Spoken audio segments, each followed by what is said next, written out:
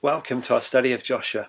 Joshua is about how God's people can enjoy God's good gift of rest and peace in his land when they're loyal to God above all else. Joshua tells of how God brings his people into the land, of God completing the rescue of his people out of Egypt so that he might live among them. Joshua is a book that tells of a conquest, but also of failure. A book that tells of obedience, but also of sin and of punishment. And it's a book that tells of fulfilled promise, but of much yet to accomplish. As such, it resonates with our experience as Christians. We too follow Joshua. The Greek word for Joshua is Jesus, into God's place.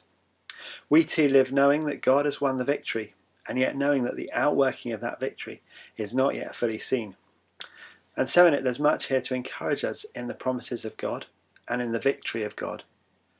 As we see a land subdued and at rest in the text of Joshua, we look forward to the day when the whole world will be set free and will be at peace, transformed and transfigured because of the victory won at the cross by the Lord Jesus.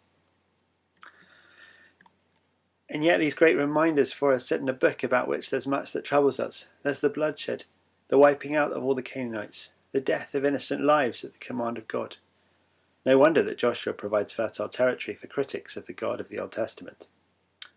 But in this material on the book of Joshua, we will first and foremost seek to see what Joshua has to say to us when we listen to the words of the text.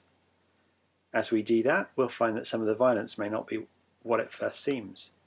We'll find that when we pause and place our questions to one side, when we come and when we sit before the text of the book itself, it will transform our questions and our concerns. And as we do that, we'll see that Joshua, far from showing us a gruesome God of genocide, reminds us of a God who makes and keeps his promises, a God who will stop at nothing to save his people and bring them into his rest through his deliverer. And we will be reminded of the greater Joshua who comes to bring people out of slavery to sin and to bring restoration and wholeness to God's broken world. So let's get going.